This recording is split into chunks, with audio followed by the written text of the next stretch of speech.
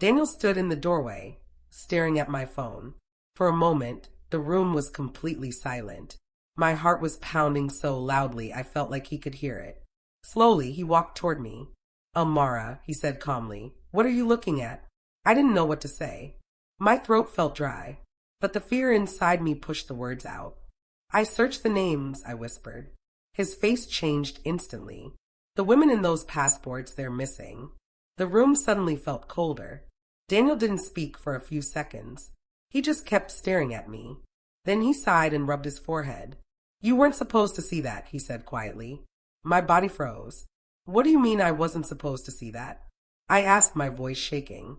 Daniel slowly pulled out a chair and sat down. Then he looked directly at me. Amara, the truth is complicated. Tears filled my eyes. Just tell me the truth, I begged. For a moment, he looked like he was deciding whether to speak or not. Then he began talking. He said the women were real.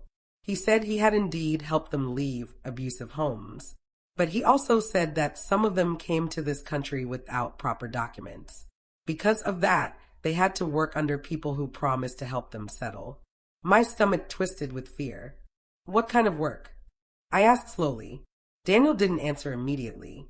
Instead, he looked down at the floor. That silence told me everything I needed to know.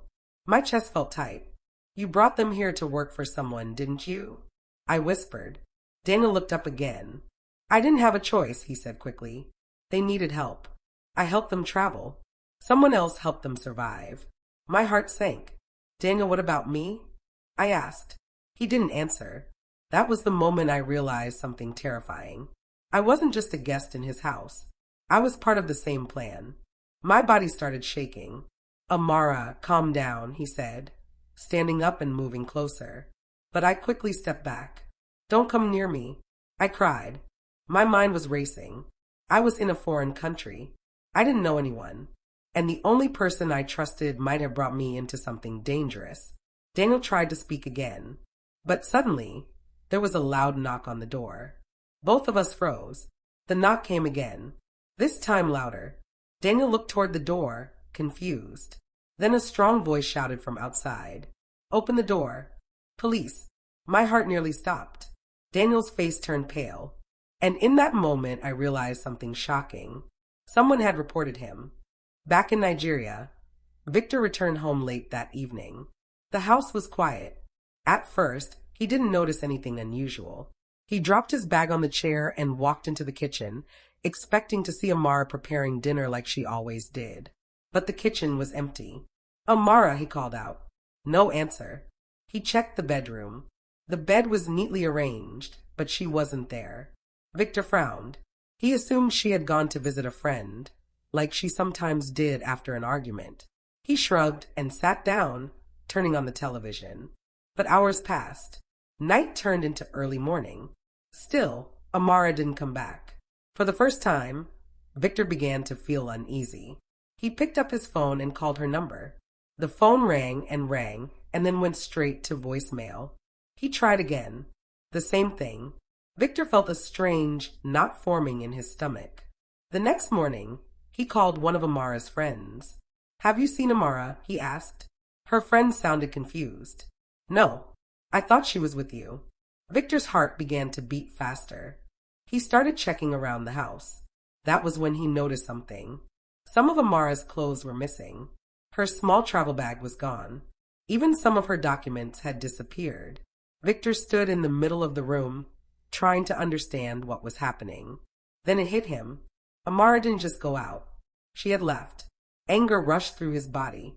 How dare she, he shouted, kicking a chair across the room. For years, Victor had believed Amara would never leave him. He thought she was too afraid, too weak to walk away. But now the house felt empty, too quiet. Later that day, he called her phone again. This time, it was completely switched off. Victor sat down slowly. For the first time since their marriage, something unfamiliar crept into his mind. Regret. He remembered the nights he shouted at her, the times he hit her, the fear he used to see in her eyes. At the time, he never cared. But now the house that once felt normal suddenly felt cold and lonely.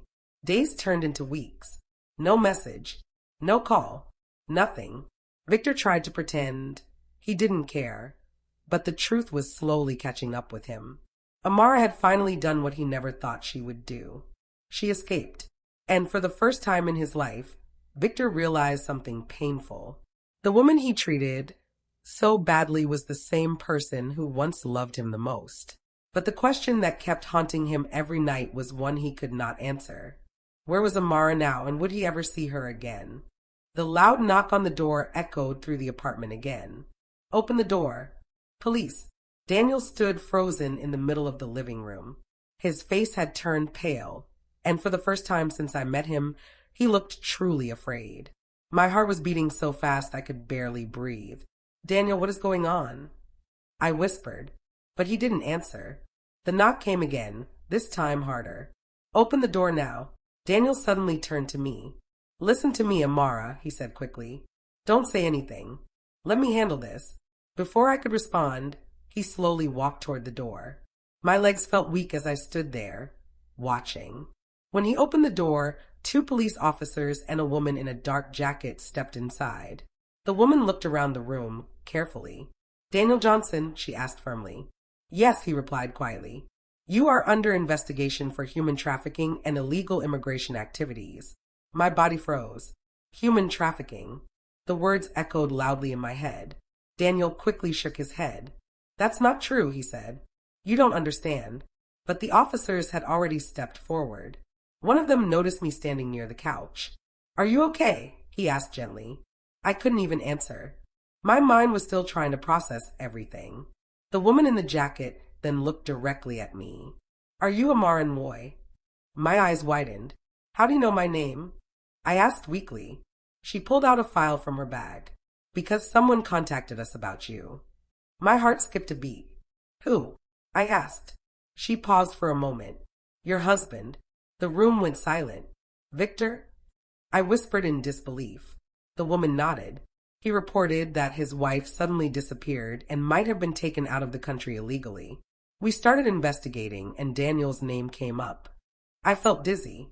Back in Nigeria, Victor had reported me missing, and somehow that report had led the police here.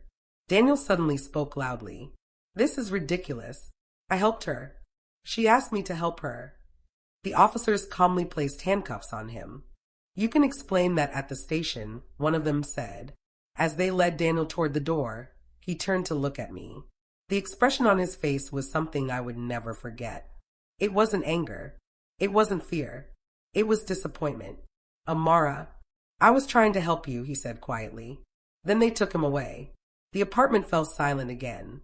I sat down slowly, still shaking.